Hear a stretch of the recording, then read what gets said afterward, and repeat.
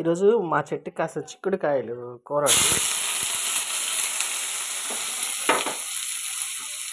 చూపించలేదు కదా మీకు.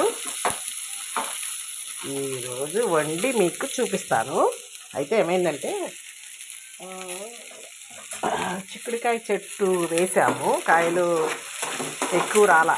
ఇదిగోండి ఇవి వచ్చినాయి, ఉడకపెట్టాను. ఇదిగో ఇవి చిక్కుడుకాయలు, చెట్టు చిక్కుడుకాయలు ఇవన్నీ గింజలు అయితే బాగానే ఉంటాయి, కానీ దానికి ఎక్కడి నుంచి పడ్డాయి, గొంగళ పురుగులు పడ్డాయండి చెట్టుకి. ఇక మా చెల్లెళ్ళ అమ్మాయి ఏమో కని ఉంది కదా, పసిపిల్ల, ఆ గొంగళ పురుగులు పాకి వస్తాయి. మా చెల్లెళ్ళ అమ్మాయిని ఒకసారి నోరు ఇదంతా దురద పుట్టి వాసి నోరు కూడా ఇంత ఉబ్బిందంట. ఏంది పిల్లకి కన్నాకి ఇట్లా అయింది ఏంటా అనుకొని, ఏమన్నా పొయ్యి దగ్గరికి వస్తే అట్లా ఉందా, లేకపోతే ఏమన్నా తిన్నదా ఏంటా అనుకొని, సరే పొయ్యి దగ్గర రామాకలే అని వదిలేశారు. కానీ కాదు, అది కాదు మ్యాటర్. దాంట్లో గొంగళ పురుగులు ఒక్కొక్క పురుగు అండి ఇంత బారున్నాయి తెలుసా, నల్లగా ఇంత బారున్నాయి. అవి ఏమాత్రం పసిపిల్ల కదా, ఆ బట్టల్లోకి వచ్చి దూరిని అనుకో, మామూలు చెప్పదుగా పిల్ల, ఏం చెప్పిద్ది మనకి. అందుకని చెట్టు మొత్తం తీసేసాం. వద్దులేరా బాబు, కాయలు మనకి కొనుక్కోవచ్చు అంతగా అయితే. ఒక అరకిలో కాయలు కొనుక్కున్నాం అనుకోండి, ఓ పూట తినవచ్చు అని చెట్టు మొత్తం తీసేసాం. తీసేస్తే ఇదిగో ఈ కాయలు వచ్చినాయి. సరే కూర వండుదాం అని కూర వేస్తాం.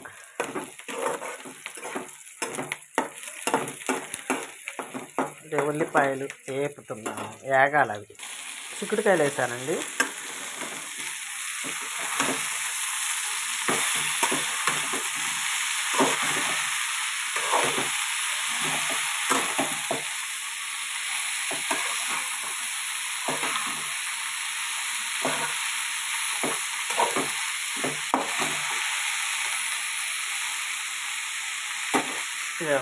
వెల్లుల్లిపాయలు కారం కొట్టాను. ఈ కారం దాంట్లో ఇది వేగాలి. వేగితే కొద్దిగా బాగుంటాయి, లేకపోతే పచ్చిగా ఉంటే పచ్చివాసన రాకుండా కొద్దిగా వేపితే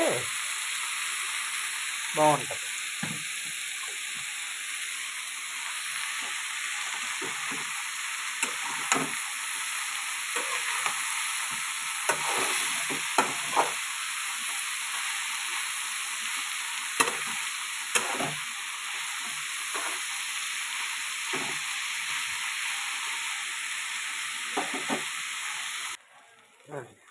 చిక్కుడుకాయలు వేగినాయి కదా,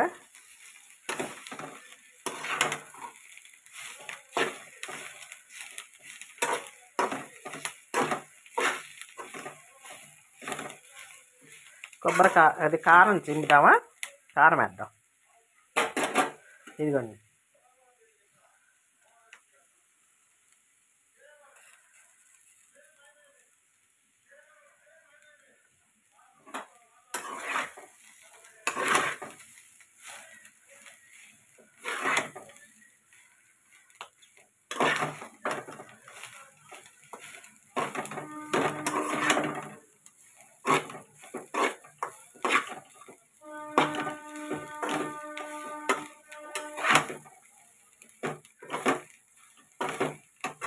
ఇదే కారం గోరుచిక్కుడుకాయల్లో కూడా ఇలాగే వేసుకోవచ్చు అండి. ఈ కారం, వెల్లుల్లిపాయలు, జీలకర్ర, ఉప్పు, కారం దంచి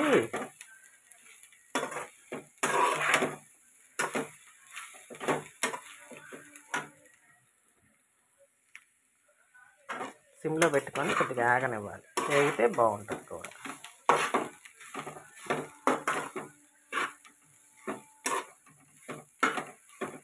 చిక్కుడుకాయ కూర రెడీ.